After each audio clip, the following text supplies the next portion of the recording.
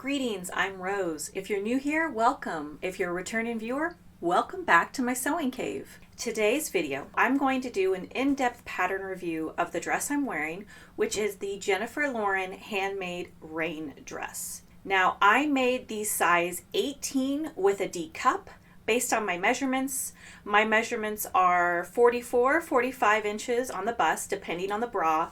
My waist is about 35, and I didn't worry about my hip because of the pleated gathering skirt of this style. Now, the Raine dress comes with this neckline, a sweetheart neckline, or a scoop, and it comes with a curved waistband. Now, I made this version straight out of the package. I made no alterations.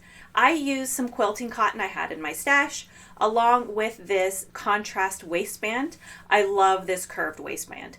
Now, I was running a little low in fabric, so I ended up adding a small band to the bottom of my dress. Straight out of the package, this dress fits fine. And that's a great testament for this pattern, because usually I have to do like 2 or 3 alterations just to get a dress fit right out of the package. And in this version, if you'll notice here, I do have some gaping under the arm. You can see a little bit of my bra strap. It's doable. It's a cut-on sleeve, so we know there's going to be a little bit of pleating here just so you have enough ease of movement. The waistband is a little tight, but I'm comfortable with that. I like the length, and the pockets are amazing. But if you've seen this channel, you know I'm not prude when it comes to my necklines. I like to lower my neckline. So this is a little bit higher than I'd like. We do have some minor gaping here. I reinforced my neckline with a strip interfacing. I did not stay stitch, which Jennifer recommends in her pattern. And instead of doing a facing, I did a full lining just because I knew I'd be doing alterations of this pattern. It's easier for me just to cut both the front and the back double instead of redrafting a facing. So I liked this dress, but I knew it could be better. So I made a second version. And here's my second version.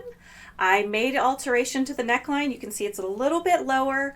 I lowered it 2 inches, and then I pinched out a little bit of this extra fullness under the arm. Those are the only alterations I made to the pattern, and it's fitting better. It's not gaping too bad, but I am seeing a little bit of tightness. Now, I used quilting cotton again. I'm a sucker for border prints, and this is Tiger Fly by Ruby Star Society. If there's some available anywhere, I will link it in the description box, but it's been a pretty popular print. The movement is a little constrained based on some of the fullness I pinched out, but it's not bad. I'm still using the side zip. It's still comfortable. It's a little tight in the waist, but I blame quarantine more than anything else.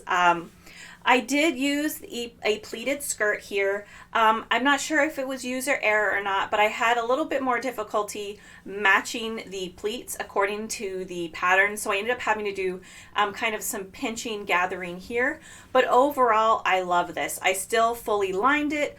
I fully lined the skirt. We can see here we've got a little bit of kind of pokiness with the darts. It could be maker error, but I'm just not quite a fan with this. And with this fullness, it makes me think that I need to do maybe a little bit of a full bust adjustment. But overall, I really like this. I've worn it multiple times. It's a fun dress. The pattern is beautiful. The print is beautiful. You can see we've got some metallic details here. It's a fun dress. But I knew it could be better, so I made a third version. Now, this version may look familiar to some. I have a video on this dress. It is my entry for the Little Red Dress project hosted by Renata of the Twilight Stitcher. Now, I used a 1.5 inch full bust adjustment, and when I had originally made this up, the dart was very, very pointy, like way too pointy. I'm not sure what happened. So I have ended up distributing that fullness into gathers instead. I still have the neckline issue with the gaping. I had done a tiny bit of like an overlap here to minimize some of that, but I think I needed to do more for my next version. I like the lace detailing in this border print. It's a Gertie fabric. It is no longer available. I think I bought what was left from fabric.com, but I love this dress. Like, it will work for, you know, the holidays and also work for Valentine's Day. And I think it's, you know, year-round dress. I think it's a good good, beautiful sundress. And I'm not sure what happened, but after the first couple of times I wore it, I couldn't get the zipper up all the way. It's weird the way the zipper tape is actually like separating at the pull point. So I have to swap out this zipper for another one, but good thing I have 3 other versions made up. So lessons learned, the full bust adjustment got rid of that tightness that I saw in my other versions. But I needed to split the dart, which Megan Nielsen has a great tutorial on how to do that. So I used that in my 4th version. 4th and final version, final for now, but I think this is perfect. I have now made the perfect pattern to use in all of my beautiful quilting cottons. I still have the neckline that was lowered 2 inches, but you can see here that that fullness, that tightness that I was seeing in the other versions is gone. And I've split the dart, so you can see it's a lot more form-fitting. It's not too pointy. Splitting the darts work perfectly. And this is the first dress where I did not use a contrasting waistband. I just used the same fabric. And it's fine. I'm not sure if I like contrast or not, but I'm absolutely in love with this dress. And as I was having issues with getting the pleating to line up, I went gathered this time. And I also, the instructions say to pleat the skirt before you attach the pockets. And in this one, because I was just so used to, you know, just going along with it, I didn't need the instructions. This was my 4th version. I had installed the pockets before I had done the pleating, so the only option was to do the gathering. But yeah, so I didn't have to worry about the pleating mismatch that I was seeing in my other versions. It's fully lined again. I love this border print. It is fading a little bit. Yeah, but you know, that's one of the consequences of sewing up black quilting cotton. I'll have to wash this on cold and hang dry, but it's still fabulous. I'm going to get a lot of wear out of this. I pinched out a little bit more in the arm, so my motion is a little constricted, but I like that I don't have any bra showing. I don't have some of those major folds that I had in the previous versions. What else do we have? Oh, this print actually has a little bit metallic like that tiger fly. In this case, it is silver. So I had considered maybe highlighting the silver with some rickrack or some piping in the waistband, but I thought that was a little bit too much. Yeah, I think overall, this is a tried and true pattern for me now. I will not have to do any more alterations.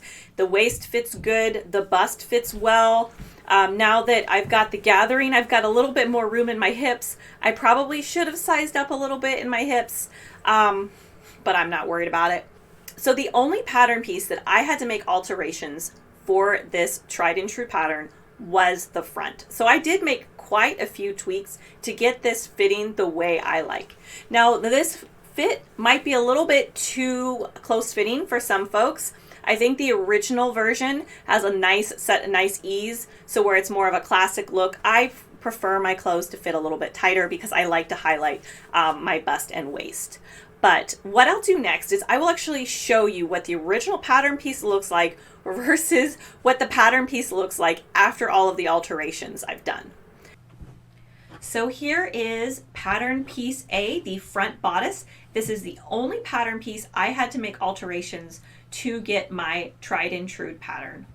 I used the D cup and I cut the 18 based on my measurements. I could have maybe sized up a little bit, but I wanted it to be a little bit tighter. I tend to run smaller on the upper bust than the lower bust. So when possible, I do try to maintain a smaller size and then do FBAs and maybe let out the waistline a little bit. So I have the standard sweetheart neckline, and we have the full arm's eye. Now my second iteration, I pinched a little bit of this fullness out and I lowered the neckline 2 inches. And I had a little bit of gaping.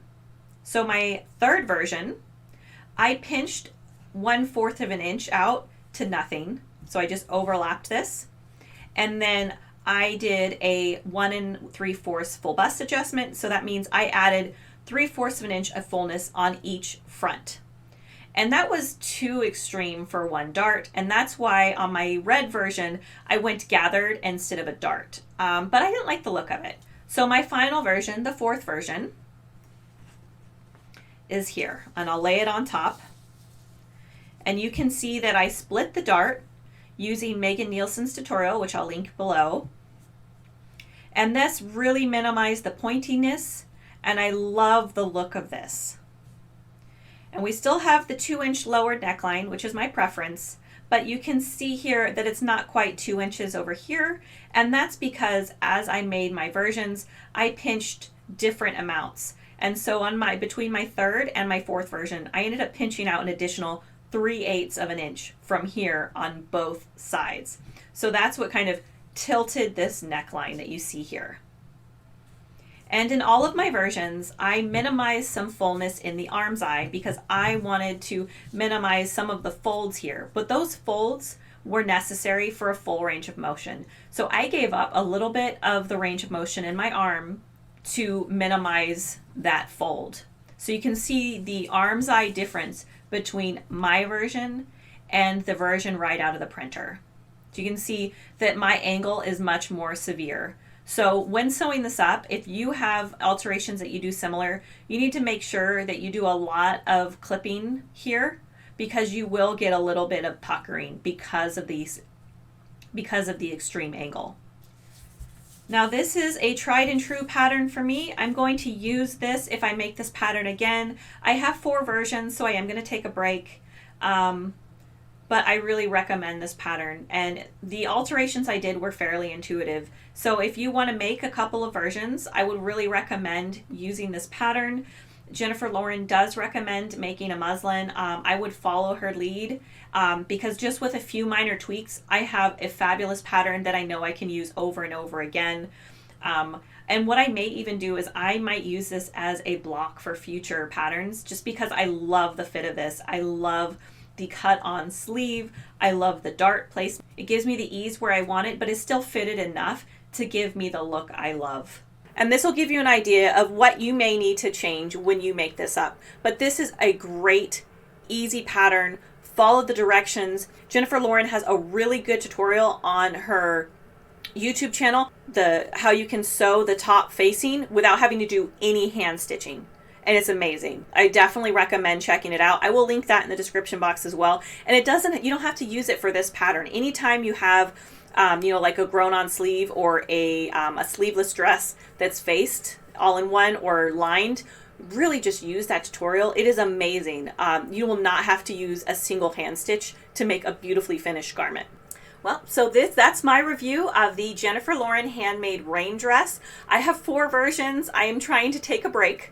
4 versions is enough for now, but I love it made up in these border prints. I'm a sucker for quilting cotton. It's just a beautiful sundress.